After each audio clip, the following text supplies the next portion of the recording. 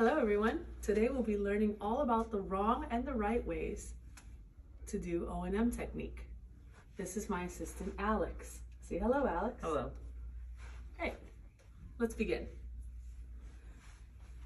This will be the wrong way on how to guide someone in a narrow hallway. This hallway is quite narrow. Here we go. You need help? Notice how Alex is probably afraid. He doesn't know who I am or where I'm taking him. I didn't ask him if he needed help. I just kind of grabbed him and I'm leading him wherever I'm trying to go. He's also not using his cane correctly. This is all a recipe for disaster. Let's go back and do it the right way. This will be the right way. Excuse me, sir. Would you like human guide? Yes, please. Great. I'm holding out my arm. Please make your hand into a C shape. Very good. And grab my elbow. By allowing him to grab my elbow and me walking 1.5 steps in front of him, he will be able to detect level changes in the floor by how my elbow moves, and he'll be able to keep himself safe. Another thing to correct for Alex is how he's holding the cane. So, there's a flat part of the cane. You feel that with your thumb? Mm-hmm. You actually put your pointer finger on it and then hold the cane just like that. Good. And you hold it across your body. And while we walk, you can do constant contact where you're moving the cane in an arc in front of your body to detect obstacles. If we weren't surrounded by apartment buildings, you could even do something called shorelining, where you kind of hug the wall and tap the wall as you go. However, we do not want to disturb our neighbors. So, for this demonstration, you will just be making a nice arc in front of your body, okay? Okay. Are you ready? Yes. Great. Where would you like me to guide you to? The elevator? Just try to move your wrist. You don't have to move your whole arm. Oh. There you go. That's fine. Perfect. Let's guide you to the elevator. Notice how I keep my pace in front of him. I'm not walking too fast, trying to match his speed and avoiding getting whacked by his cane. Sir, we are at the elevators. Voila. Let's talk about getting through doorways. I'm going to start by showing you the wrong way to take him through the doorway, followed by the right way. Let's begin. I got you. Let's do this. There you go. Have fun figuring the rest out yourself. Oh my God! All right, now that you've seen the wrong way, let's try this the right way. Sir, would you like sighted guide to the door? Yes, please. Amazing. Perfect. So we walk to the door, and then I will start by opening it with my guiding arm, and if he wants, he can tuck his cane into his armpit area and continue to grab the door as we walk in. So let's try that. Oh, no. So you don't have to let go of me. It's okay. It's okay. You don't have to let go of me. What you do is you can continue holding me, kind of tuck your cane in and push the door. You know what I mean? That's okay. We'll try again. Ready? Yep. Okay.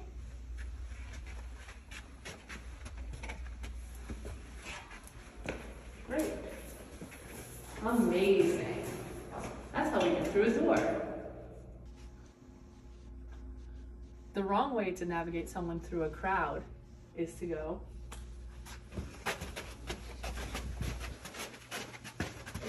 wrong. The right way to navigate someone through a crowd is, sir, would you like some human guide? Yes. Great. Here's my elbow. Perfect. Oh, it's getting kind of crowded. We may switch. Arm behind my back. His hand will slide down to my wrist so that he is still being guided, but he's also still behind me so that any obstacles, I would feel them first. Any downstairs, he would know based on my arm, and same for any upstairs. Let's talk about the wrong way of guiding someone down the stairs. You initially want to grab them and kind of pull them down with you. Oh, but by holding your cane like that, you're not getting any information about the stairs when they start or when they finish. So that's not good for you. And it's also not good for me to grab your arm because again, you'll be detecting changes in the levels way too late. That's not good for you. So let's talk about the right way of doing it. Please go back up a step. Amazing. I can either guide you down the stairs or you can do it yourself and I can teach you how. Would you like to do both or one of those things? Both. Great.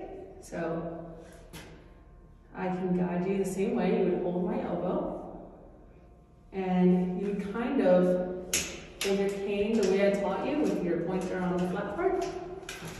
And you would use that, hold it up a little bit, like cover it a little bit above, and that way you can still hit the steps. You'll detect the level change. As I go down, you'll detect it as well. See?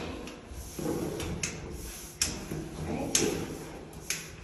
Now, if you'd like to go down by yourself, you can switch your cane to your non-dominant hand, or you could have gone to the other side of the railing, whichever way. And you can continue to kind of hold your cane the same and come down yourself because you're feeling the cane hit each step. Yeah? See? And once you get used to it, you can kind of learn how to move faster.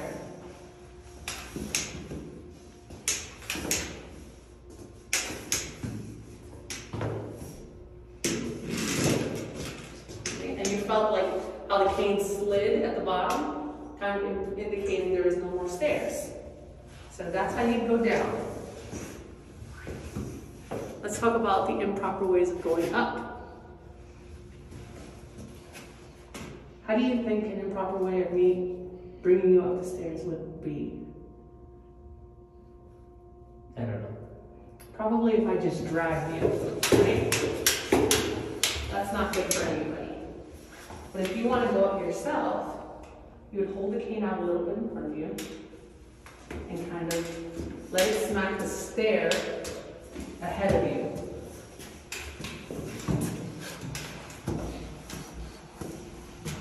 Let it smack the stair.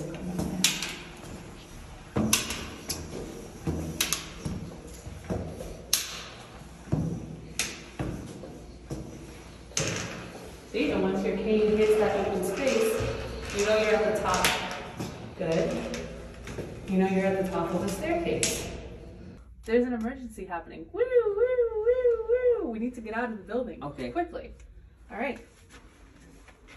If you want, if you trust me, you can just hold your cane a little bit out in front of you, like this, and lift it up a little so it doesn't get caught in everything. That way you kind of have some protection. Okay? And we're gonna move at a brisk pace. Pick up those feet, Alex. You don't want to burn in the toasty fire. All right, here we go. Navigating the door. So now I'm gonna open the door. You're gonna trail my back to get to the other side of the door to continue holding it while I get out. Great. And I'm right here for you. Perfect. That's how we get out in an emergency. So if you move your cane diagonal from side to side, you can kind of feel a difference between the parts that are in front of apartments versus the parts that are in front of just plain walls, okay? Okay. So to get to the elevator from where you are, a good landmark or clue would be the fact that you have to pass 3 doors to get to the elevator.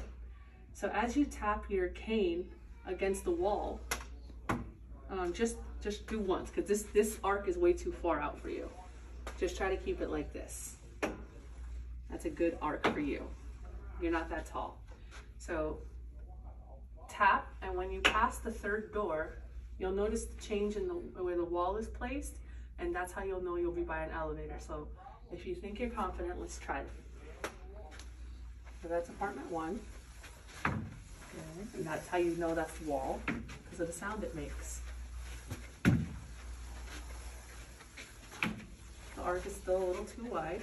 Just make it a little smaller. A little smaller arc. There you go. That's another apartment, because you can tell it sounds different. wall. Park is still a little bit too big. That's another apartment. Now, if you notice, there's no wall there anymore. It's farther away. So you're getting toward the elevators. Oh, you hear that metal clink? Oh yeah. That's how you know you're at the elevator. So let's try to find a button.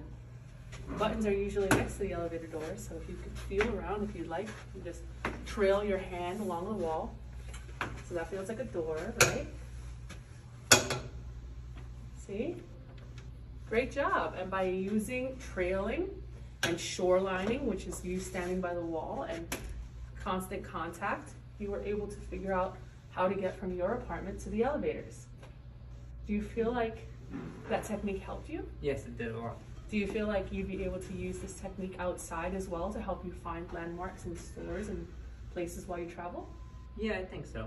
Great. Would you like to practice how to get back to your apartment? Sure. Amazing. So now that you found the elevator, turn around. Oh, and that's another thing too. You don't have to keep pressing buttons. If I were guiding you, right? Here, hold me. To change direction to go behind us, you would pick up your cane. Great. Put it, maybe tuck it in. Yep, perfect. We would face each other, and then you would use this hand to grab me and switch cane hands. Amazing. So let's do that again for the cameraman. Ready? So you face me, switch your cane to your other arm, and sort of try to never lose contact with my body so that, one, you're not inappropriately grabbing someone's boob, and two, you are, always in control of where your hands are. So let's try it again. Face me, switch your, there you go, and, no, other hand. Yep, that's fine. We'll try it one more time. Ready? We're switching to go backward. Okay, pretty decent. That's how we change direction. So that way, I'm not just leaving you in space. You're getting nervous because you're blind. Obviously, you don't know where I've gone. You're not sure where you are. And if you are ever in a situation where you're not sure where you are, you can do something called squaring off. So you can place your hand, either hand, out, touch the wall, and to square off, you would put your back up against the wall. That way you have something solid to lean on. You kind of can figure yourself out. Okay, if I stretch my arms, I'm touching 2 elevator doors. I'm by the elevators. When I get out of the elevators, I know that my apartment is to the right. And that's kind of how you can figure yourself out. Okay. So now that we've done squaring off, changing directions, let's try to get back to your apartment. You remember how to hold your cane? Great. Now turn right. Good. You can tap the wall. Oh, so now you feel that's an elevator door, right? Yeah. Remember, your apartment would be the 3rd door after the elevators. So you're touching the wall. Very nice arc. Good. Now you felt the difference in that wall sounded different. So that was 1 apartment. Good. That's 2. You definitely sound quieter than when you hit the wall.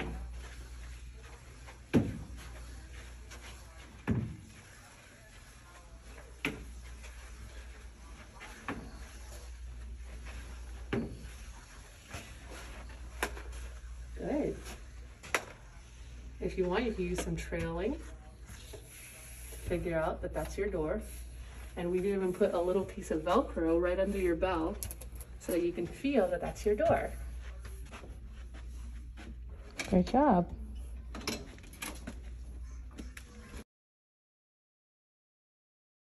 All right, it's recording, so go. Have fun figuring the rest out yourself. Oh my God! All right, let's go.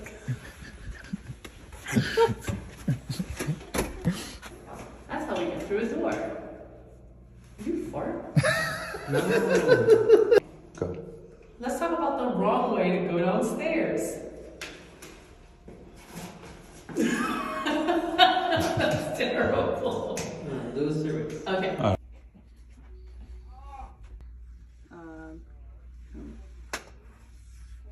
Give me this for a second. See.